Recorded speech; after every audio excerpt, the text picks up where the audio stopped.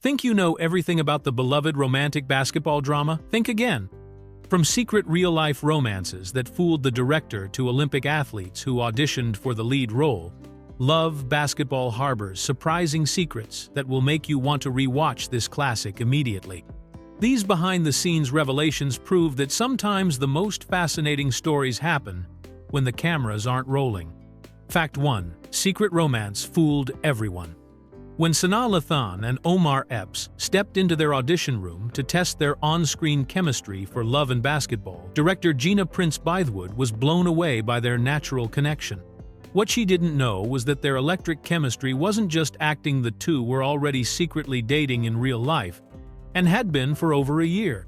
The romance began during the filming of The Wood in 1999, where Lathan played Epps's love interest. By the time Love and Basketball casting began, they had developed a serious relationship, but they made a deliberate decision to keep it completely hidden from everyone involved in the production.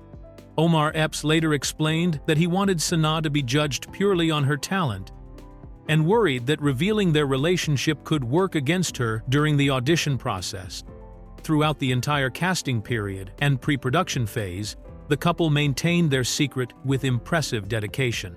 Prince-Bythewood had no idea that when Omar would show up to support Sanaa during her intensive basketball training sessions, he wasn't just being a supportive co-star, was being a supportive boyfriend. The director even commented later that she thought it was sweet how Omar would come to encourage Sanaa during her workouts, completely oblivious to their romantic connection. The truth only came out once they were actually on set and filming had begun. By that point, Lathan had already secured the role based on her own merits, and their real-life relationship became an unexpected bonus for the production. Prince-Bythewood admitted that if she had known about their romance during casting, it definitely would have influenced her decision-making process, though she was ultimately glad she didn't know because it allowed her to cast them purely based on their individual performances. The irony wasn't lost on anyone that a movie about childhood sweethearts falling in love was being made by two actors who were genuinely in love behind the scenes, creating an authenticity that money simply couldn't buy.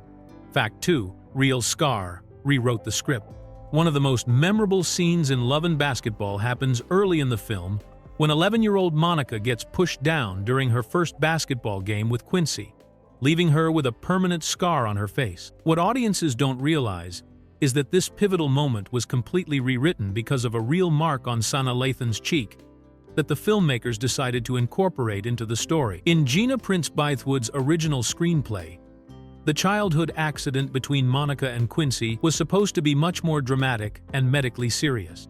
The script originally called for young Monica to either break her nose or lose a tooth when Quincy angrily knocked her down during their game, creating a more obvious physical reminder of their first encounter. However, when Sanaa Lathan was cast as adult Monica, the production team noticed she had a subtle but visible scar on her cheek from her own real life. Rather than covering up Lathan's natural scar with makeup or asking her to alter her appearance, Prince-Bythewood made the creative decision to rewrite that crucial childhood scene to match the actress's actual physical characteristic. The script was changed so that when young Monica hits the ground after being pushed, she scrapes her face and receives the exact type of scar that Lathan carries in real life. This meant that the fictional injury could seamlessly connect the child actress playing young Monica to the adult version played by Lathan. The change actually improved the story because a facial scar felt more authentic and less cartoonish than a broken nose or missing tooth would have been. It created a subtle but permanent reminder of Monica and Quincy's complicated relationship that audiences could see throughout the entire film. The scar becomes a visual symbol of how their childhood encounter shaped both characters, and it adds an extra layer of believability, since viewers are looking at Lathan's real mark, rather than elaborate movie makeup or special effects. Fact 3. Olympic sprinter almost starred. Among the more than 700 people who auditioned for the role of Monica Wright was Marion Jones, the Olympic sprinter who would later become one of the most controversial athletes in history. At the time of her audition, Jones was at the peak of her career and represented everything that Gina Prince-Bythewood was looking for in terms of athletic credibility and star power for the film. Jones had already established herself as one of the fastest women in the world, and was preparing for what would become her dominant performance at the 2000 Summer Olympics in Sydney, where she initially won 5 medals. Her combination of athletic excellence and public recognition made her an intriguing candidate for a role that required both physical authenticity and the ability to carry a major motion picture. Prince Bythewood was actively seeking athletes who could bring genuine sports experience to the role, and Jones certainly fit that criteria better than almost anyone else who auditioned. The director had seen too many films where female athletes were portrayed unrealistically, and she was determined to cast someone who could make Monica's basketball skills look believable on screen. However, Jones's athletic background was in track and field rather than basketball, which created some of the same challenges that other non-basketball athletes faced during the audition process. While her general athleticism was undeniable, she would have needed extensive basketball-specific training to master the sport-specific skills that the role demanded. The audition took place before Jones's career was destroyed by the Balco doping scandal that emerged several years later. Prince Bythewood later reflected that Jones's eventual admission to using performance-enhancing drugs and her subsequent imprisonment was devastating to watch, especially since she had been such an inspiring figure for female athletes at the time of her Love and Basketball audition. In the end, the role went to Sanaa Lathan, but Jones's participation in the casting process demonstrates just how seriously Prince Bythewood took the athletic authenticity of her film.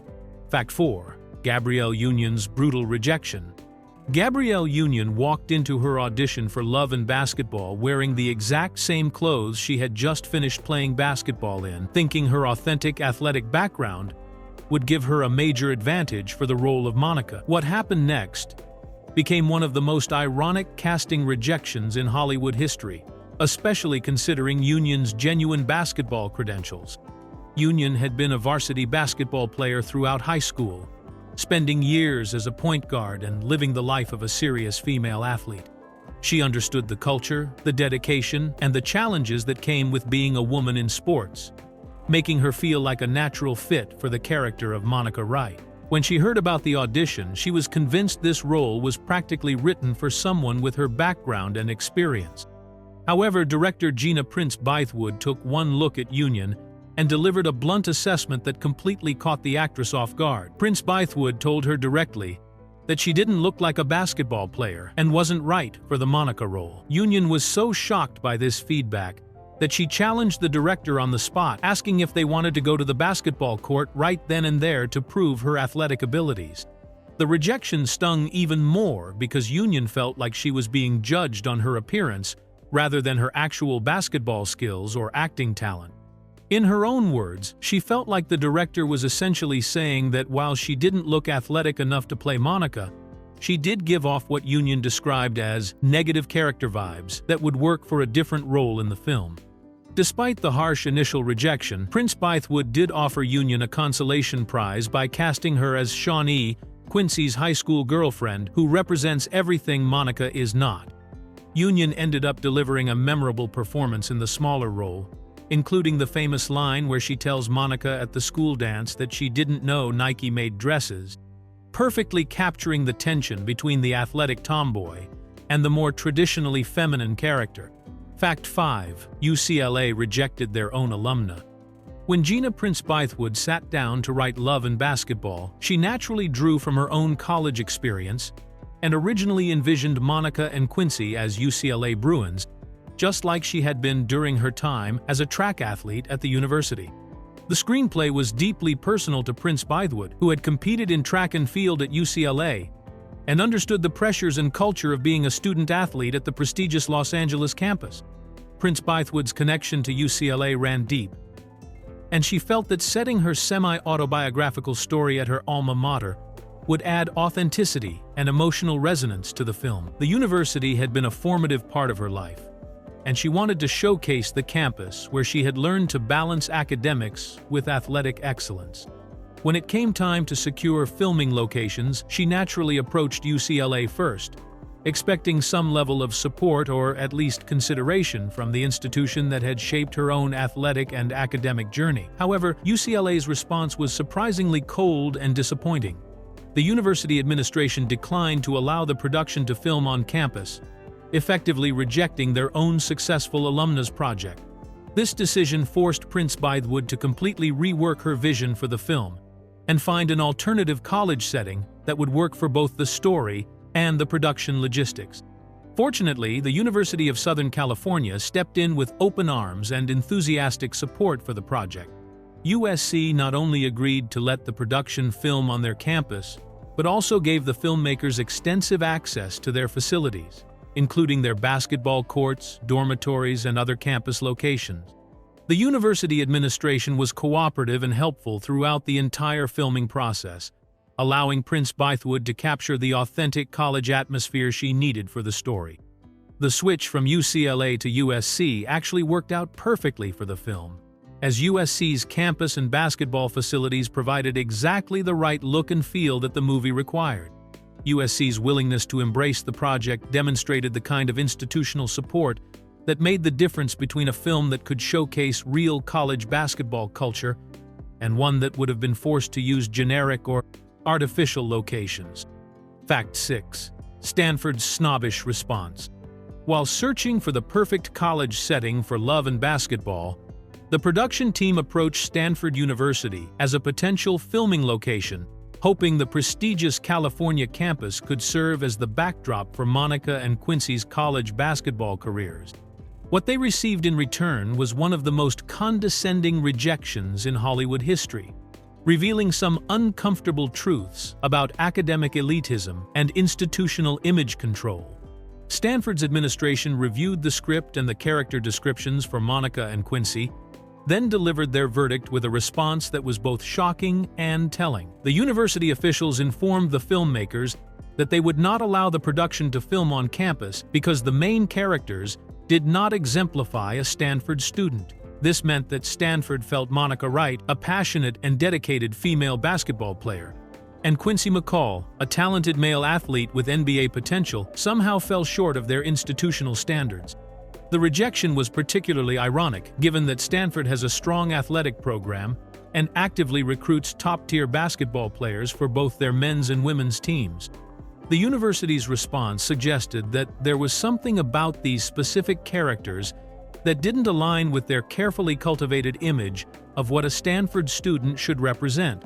This decision revealed an uncomfortable disconnect between the reality of student athletes and the idealized version that the university wanted to project to the public. Stanford's elitist attitude stood in stark contrast to other universities that were approached for the same project. While UCLA declined for unstated reasons and USC enthusiastically welcomed the production, Stanford's specific reasoning exposed a level of academic snobbery that many found off-putting. The university essentially judged fictional characters based on whether they met some undefined standard of what constituted an appropriate Stanford student. The rejection ultimately worked out well for the film, as USC provided an excellent alternative location and was far more supportive of the production. However, Stanford's response became a memorable example of institutional arrogance and raised questions about how elite universities view their own student athletes when it comes to public representation. Fact 7. 700 auditions for one role. The search for the perfect Monica Wright became one of the most exhaustive casting processes in Hollywood history, with director Gina Prince Bythewood and her team seeing over 700 people audition for the lead role. This massive undertaking wasn't just about finding a good actress, it was about discovering someone who could convincingly portray both a serious basketball player and a complex dramatic character. Prince Bythewood's determination to cast the right person led her to explore every possible avenue for finding talent.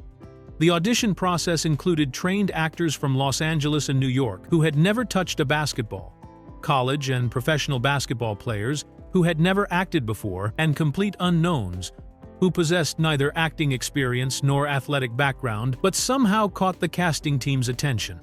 The sheer volume of auditions created a unique challenge because each potential Monica had to be evaluated on two completely different skill sets. Professional actresses would come in and deliver powerful dramatic readings, only to embarrass themselves completely when asked to dribble a basketball or attempt a layup.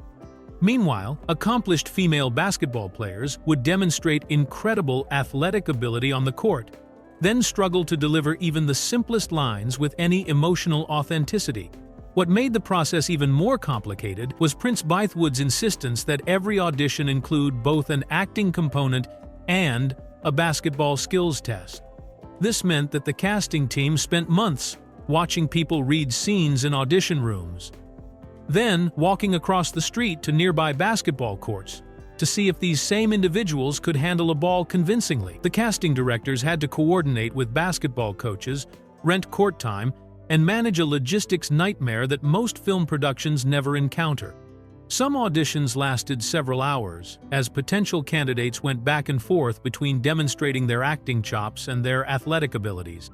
The massive scale of this search demonstrates just how seriously Prince Bythewood took the authenticity of her film, refusing to compromise on either the dramatic or athletic requirements for the role. Most directors would have settled for either a good actress or a good athlete and worked around the weakness, but Prince Bythewood's commitment to finding both qualities in one person led to this unprecedented audition marathon. Fact 8. Basketball versus acting boot camp. After months of auditions, Gina Prince Bythewood found herself facing an impossible decision between two completely different candidates who each excelled in exactly half of what the role required. On one side was Sanaa Lathan, a classically trained actress with a master's degree from Yale Drama School who had never picked up a basketball in her life. On the other side was Nisha Butler, a star player from Georgia Tech who had been the 1999 Atlantic Coast Conference Rookie of the Year but had no professional acting experience. Rather than simply choosing one over the other, Prince Bythewood decided to create an unprecedented experiment in Hollywood casting. She put both women through intensive parallel training programs designed to strengthen their weaker skills while maintaining their natural strengths. Sanaa Lathan was paired with Colleen Matsuhara, a basketball coach from the Los Angeles Sparks, who put her through grueling daily workouts to transform her into a convincing athlete. Meanwhile, Nisha Butler was working with a professional acting coach, learning the fundamentals of script analysis, character development, and emotional expression that Lathan had mastered years earlier in drama school. Both women trained for several months without any guarantee that they would ultimately land the role, creating an unusual situation where two people were essentially competing in a skills-building marathon. Lathan's basketball training was particularly intense and demanding. Her coach made her carry a basketball everywhere she went, even into restaurants, to develop the kind of natural relationship with the ball that real players have. The physical conditioning was brutal for someone who had never been a serious athlete, and Lathan later described the entire experience as emotionally and physically traumatic. Butler, meanwhile, was learning to access emotions and deliver lines with the kind of authenticity that comes naturally to trained actors, but can be extremely difficult for athletes who are used to physical rather than emotional expression. Both women were essentially learning entirely new skill sets while knowing that only one of them would ultimately get the part. This unique approach to casting demonstrated Prince Bythewood's commitment to finding the perfect balance between athletic authenticity and dramatic performance, even if it meant putting two talented women through months of intensive preparation. Fact 9. MPAA called sex scene too real. When Love and Basketball was first submitted to the Motion Picture Association of America for rating, Gina Prince Bythewood received shocking news that would force her into a frustrating battle with the film industry's censorship board. The MPAA had given her movie an R rating, which would have severely limited the audience that could see it, particularly the young women she most wanted to reach with Monica's inspiring story. The reason for the restrictive rating centered around the intimate scene between Monica and Quincy during their high school years, when they make love for the first time after both getting accepted to USC. According to the MPAA reviewers, the problem wasn't nudity or explicit content, but rather that the scene felt too real compared to typical Hollywood portrayals of intimacy. The ratings board felt that the authentic emotional connection and genuine chemistry between the characters made the scene more impactful than they were comfortable allowing in a PG-13 film. Prince Bythewood was determined to fight this decision because she believed strongly that young girls needed to be able to see the movie without parental supervision. The story of Monica Wright was specifically designed to inspire teenage athletes and show them that they could pursue both love and career ambitions without having to choose between them. An R rating would have prevented many of her target audience from seeing the film in theaters. The director found herself in the uncomfortable position of having to defend the artistic and emotional authenticity of her work, while arguing that it should be considered appropriate for younger viewers. She had to convince the MPAA that realistic portrayals of intimacy between committed young adults were not inherently more harmful than the stylized or sanitized versions typically seen in PG-13 films. After appealing the decision, and likely making some minor edits to the scene, Prince Bythewood successfully secured the PG-13 rating she needed. This victory was crucial for the film's success and its ability to reach the audience of young women who would most benefit from seeing Monica's journey from childhood through professional basketball stardom. Fact 10. Sanaa's basketball trauma. The physical and emotional demands of transforming into Monica Wright left such a lasting impact on Sanaa Lathan that she made a definitive decision the moment filming wrapped. She would never touch a basketball again. What had started as an exciting challenge to learn a new sport for her craft had become an exhausting ordeal that she was eager to leave behind forever. Lathan's basketball journey began during the extended audition process, where she spent months training with no guarantee she would even get the role. Even after being cast, the pressure only intensified as she worked with basketball coach Colleen Matsuhara from the Los Angeles Sparks, who put her through daily workouts that were designed to make her look like a lifelong athlete on camera. The training regimen was relentless and demanding for someone who had never been a serious athlete. Lathan was required to carry a basketball everywhere she went, even into restaurants and other public places, to develop the natural relationship with the ball that real players possess. The physical conditioning included strength training, endurance work, and countless hours of practicing basic skills like dribbling, shooting, and defensive positioning. Beyond the physical challenges, Lathan also faced the psychological pressure of knowing that her basketball skills were constantly being evaluated and compared to real athletes. She was competing against professional players like Nisha Butler while trying to learn fundamentals that most basketball players master as children. The stress of potentially losing the role based on her athletic performance rather than her acting ability added another layer of anxiety to an already intense process. During filming, Lathan had to maintain her basketball conditioning while also delivering the dramatic performance that the role required. The combination of physical exhaustion and emotional demands created a uniquely challenging experience that went far beyond typical movie preparation. When the final scene was shot and the production officially wrapped, Lathan made peace with her basketball chapter by walking away from the sport completely.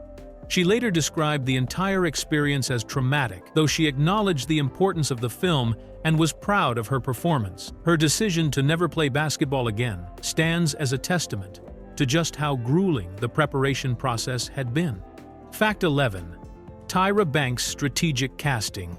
When Tyra Banks appeared on screen as Quincy's flight attendant fiancée in Love and Basketball, audiences had no idea that her casting served a dual purpose beyond just adding star power to the film. Director Gina Prince Bythewood revealed that Banks was partially cast in the role because her character's airline uniform created an unexpected opportunity for the production to save significant money on travel expenses. The film's storyline required scenes showing Monica playing professional basketball in Europe, specifically in Barcelona, Spain. For a relatively modest budget production, flying cast and crew members overseas represented a major expense that could easily strain the film's financial resources. However, Banks's role as a flight attendant wearing an authentic airline uniform opened doors to a creative cost-saving solution. Because Banks would be appearing on screen in official airline attire, the production was able to approach airlines with a legitimate product placement opportunity. The airline industry is always looking for positive representation in Hollywood films, and having a popular supermodel like Tyra Banks wearing their uniform in a successful movie was valuable marketing exposure that they were willing to pay for with travel accommodations. This arrangement allowed the production to secure donated or heavily discounted plane tickets for the cast and crew members who needed to travel to Europe for the Barcelona filming sequences. What could have been a budget-breaking expense became a manageable cost thanks to this strategic casting decision and the subsequent airline partnership. Prince Bythewood later acknowledged that this was one of those rare instances where product placement actually worked in favor of both the artistic vision and the practical needs of the production. Banks looked perfect in the role of the glamorous flight attendant who represented everything that Monica was not, while simultaneously helping the film achieve its international filming goals without going over budget. The arrangement demonstrates how creative filmmakers sometimes have to think beyond traditional casting considerations and find ways to make their artistic choices serve multiple purposes when working with limited financial resources. In this case, what appeared to be a simple casting decision was actually a clever business strategy disguised as creative choice. Fact 12. Director almost fired her own star. Years before Love and Basketball became a reality, Gina Prince Bythewood was developing her script at the prestigious Sundance Institute's directing lab, where she organized staged readings to test how the story would work with live actors. During one of these crucial early readings, Sanaa Lathan was brought in to read the role of Monica, and her performance was so underwhelming that Prince Bythewood seriously considered firing her on the spot. Lathan's reading was flat, emotionless, and completely lacked the passion and intensity that the character of Monica required. Prince Bythewood watched in horror as one of the most important scenes in her deeply personal script was delivered with what seemed like complete indifference and lack of understanding. The director was so disappointed and frustrated by what she was hearing that she began mentally preparing to replace Lathan with a different actress for future readings. What Prince Bythewood didn't realize at the time was that she was witnessing a fundamental difference between theater training and film industry expectations.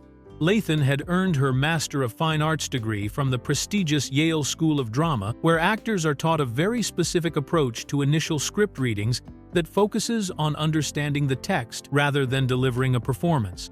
In serious theater training, table reads are treated as analytical sessions where actors explore the words and structure of the script without attempting to fully embody their characters. The goal is to understand the rhythm, meaning, and relationships within the text before adding emotional layers and dramatic interpretation. Theater actors are specifically trained not to perform during these early readings because premature character choices can limit their exploration of the role. Prince Bythewood, coming from a television and film background, expected to see some version of the final performance during the reading and interpreted Lathan's restrained approach as lack of talent or engagement with the material.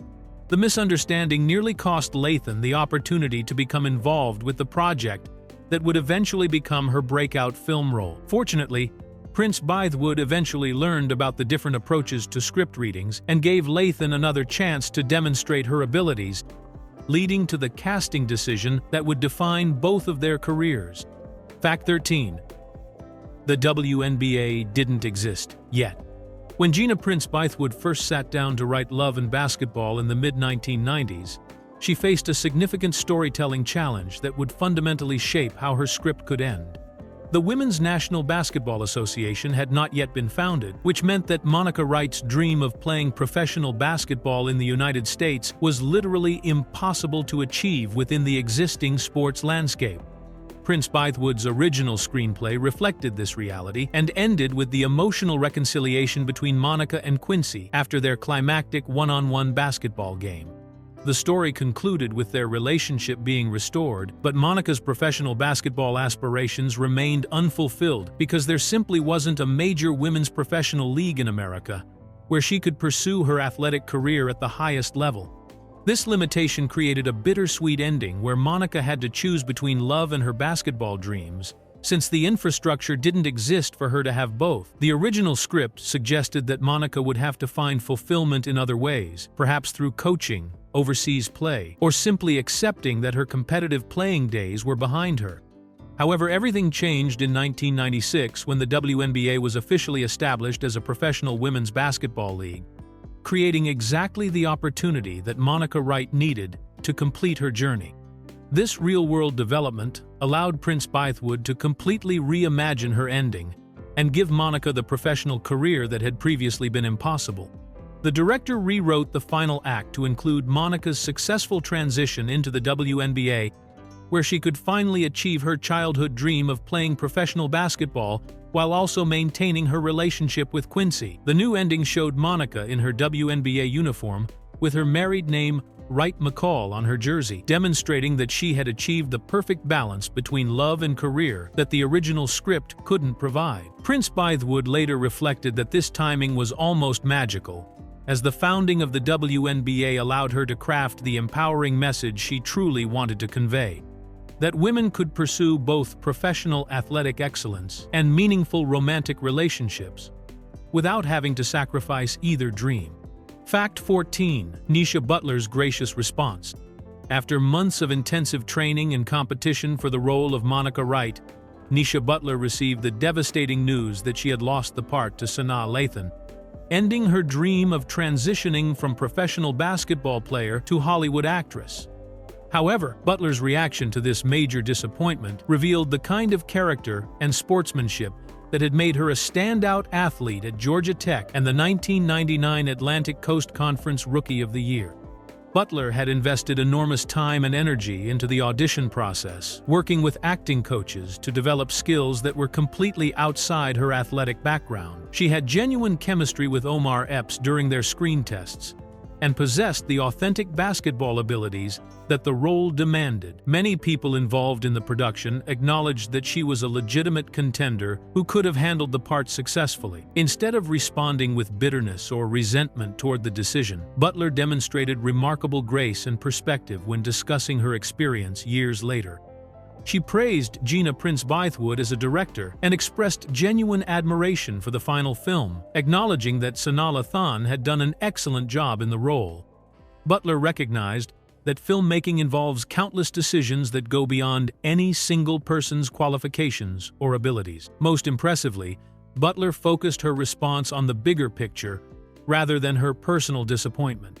She stated that regardless of who got cast, she was simply happy that a good movie about female basketball players had been made at all. This perspective showed her understanding that representation of women's athletics in Hollywood was so rare that any quality film advancing that cause was worth celebrating, even if it meant her own dreams didn't come true. Butler's reaction reflected the values that competitive sports teach about winning and losing with dignity. She understood that sometimes the best person doesn't win, but that doesn't diminish the importance of the competition or the value of the effort invested. Her gracious response demonstrated that she viewed the casting process through the lens of an athlete who had experienced both victories and defeats throughout her career. Butler went on to express hope that love and basketball would inspire more films about female athletes, showing that her priorities remained focused on advancing opportunities for women in sports rather than dwelling on personal disappointment. Fact 15. Hidden cutscene revelation. In the final version of Love and Basketball, Tyra Banks' character Kyra appears as Quincy's glamorous flight attendant fiancé, who seems genuinely devoted to him during his recovery from a career-threatening knee injury. However, audiences never got to see a crucial deleted scene that would have completely changed their understanding of her motivations and character, revealing a much darker truth about why she agreed to marry the injured basketball player. The cut scene showed Kyra in a private moment where her true feelings about Quincy and their relationship were exposed through her words and actions. Rather than being the loving and supportive partner she appeared to be in the hospital scenes, the deleted footage revealed that Kyra had no genuine romantic feelings for Quincy whatsoever and was purely interested in the financial security and social status that came with being married to a professional athlete. Director Gina Prince Bythewood later explained that this scene was designed to make Kyra a more complex and morally ambiguous character, showing that she was calculating and opportunistic, rather than simply being the innocent victim of Quincy's unresolved feelings for Monica. The deleted material would have demonstrated that Kyra was fully aware she was entering into a marriage based on convenience and lifestyle, rather than love. This revelation would have added an extra layer of moral complexity to Quincy's decision to leave Kyra for Monica, since it would have shown that he was walking away from someone who was already using him, rather than breaking the heart of a genuinely caring woman. The scene would have made audiences feel less sympathy for Kyra and more understanding of Quincy's choice to pursue his true feelings. Prince Bythewood ultimately decided to remove this scene because she felt it made the story cleaner and more focused on the central relationship between Monica and Quincy, without getting distracted by the complicated ethics of Kyra's motivations. However, the existence of this deleted material shows how much more layered and potentially controversial the character relationships could have been if the director had chosen to include all the moral complexity she originally envisioned.